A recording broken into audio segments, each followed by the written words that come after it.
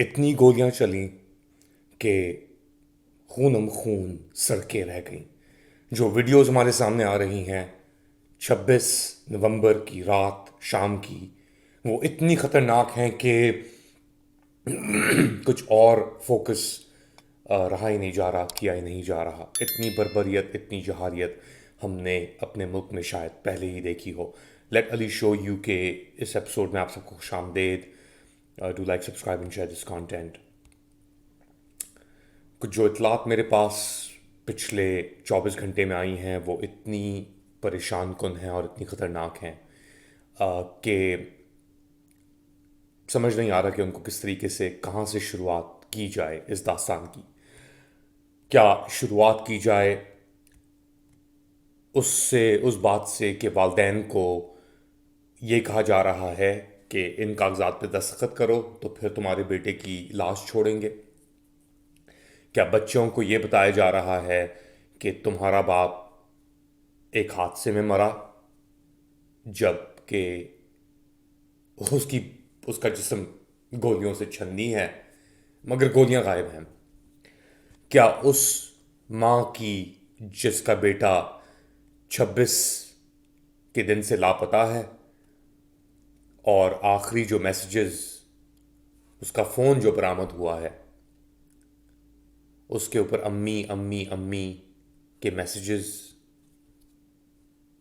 ये कहाँ से दास्तान शुरू होगी और ये कहाँ दास्तान ख़त्म होगी, ये तो वक्त ही बताएगा। लेकिन ये चीज़ें हमें अब पता हैं। हमें ये पता है कि इस जलियनवाला बाग का जनरल डायर कौन है।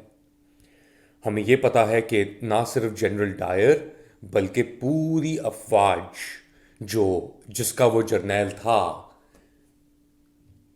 वो इस जुर्म में किस तरह मुलविस थी। हमें यह भी पता है कि कत्ल और गारत शुरू करने से पहले लाउड स्पीकर पे ये बताया गया कि तुम्हारी फौज तुम पे गोलियां नहीं चलाएगी।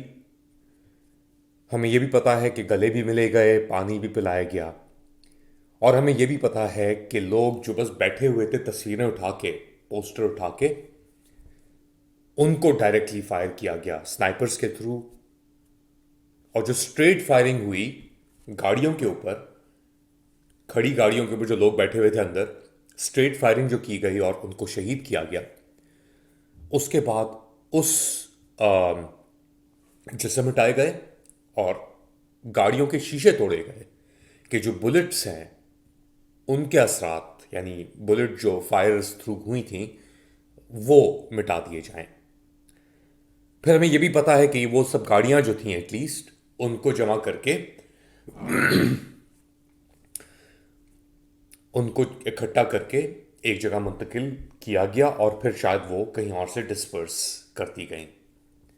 ये तो हुआ गाड़ियों के साथ। फिर हमें यह भी पता है कि पिम्स अस्पताल के अंदर क्या कुछ नहीं हुआ।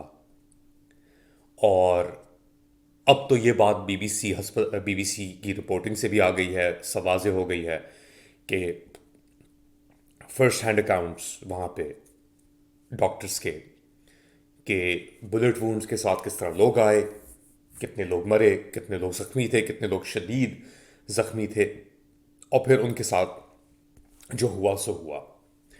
हमें यह भी पता है कि लाशों को गायब कर दिया गया और उनको जहाँ पे गायब किया फिर वहाँ से रात के अंधेरे में, अब तो खैर कई रातों के अंधेरे में, आहिस्ता आहिस्ता और जगहों पे मुंतकिल भी किया गया।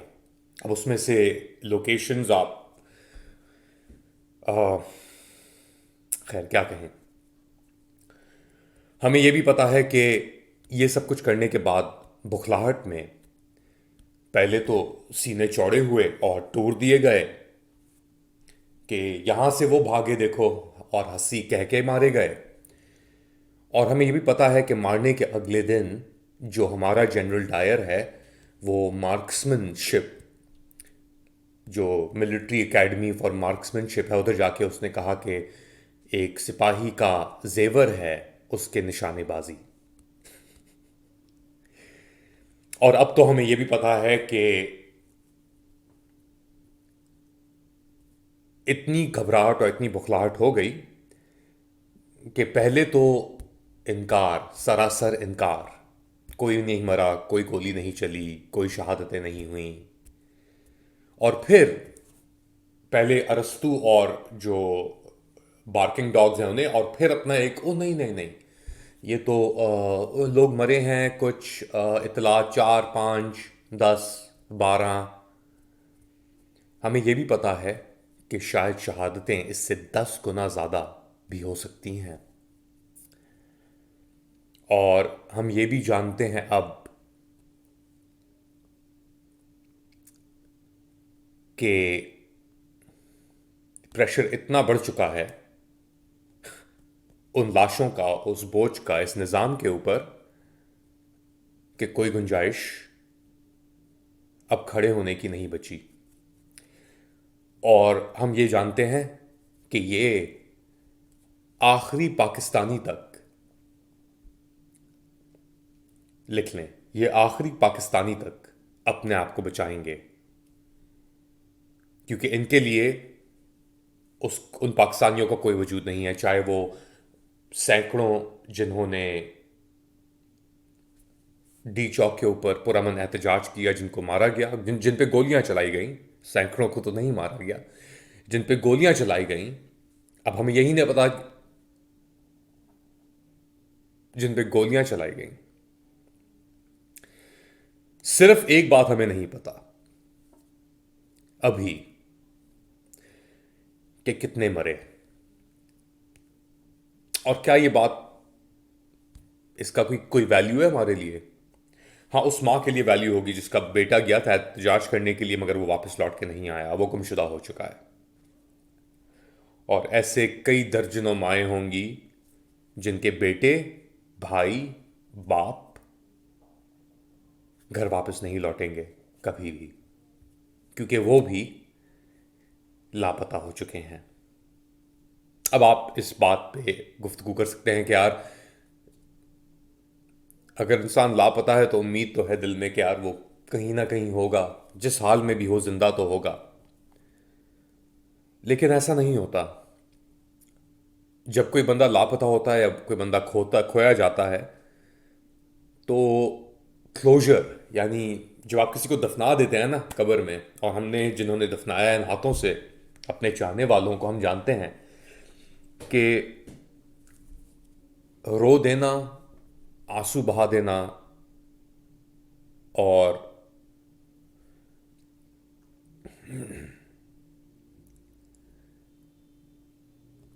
उसके अंदर भी एक दवा है। एक तरीके से आप अपने चाहने वालों को खुदा हाफिज कर रहे हैं। लेकिन अगर तो वो चाहने वाला गायब हो गया है और आपको नहीं पता, तो वो ज़िंदगी भर आपके दिल में, आपके जिस्म में एक दर्द की तरह वो एहसास रहता है कि काश मैं कुछ कर सकता था या मैं कुछ कर सकती थी। यह एहसास सिर्फ जिंदा दिलों में होता है। तो घबराएं मत। अगर आपके दिल में दर्द है और एहसास है, तो आप जिंदा हैं। आप उस मरूसी रियासत की तरह नहीं जो अपने आप को बहुत पहले ही मार चुकी, और अब वो अपने लोगों के खून से होली खेल रही है। अपना ख्याल रखिएगा, और जो जा चुके हैं उनकी मग़फ़िरत के लिए दुआ कीजिएगा, और जो यहाँ पे मौजूद हैं ये दुआ कीजिएगा कि अल्लाह अपना बदला, हम अपना बदला अल्लाह के थ्रू उनसे लेंगे। अल्लाह हाफ़िज़।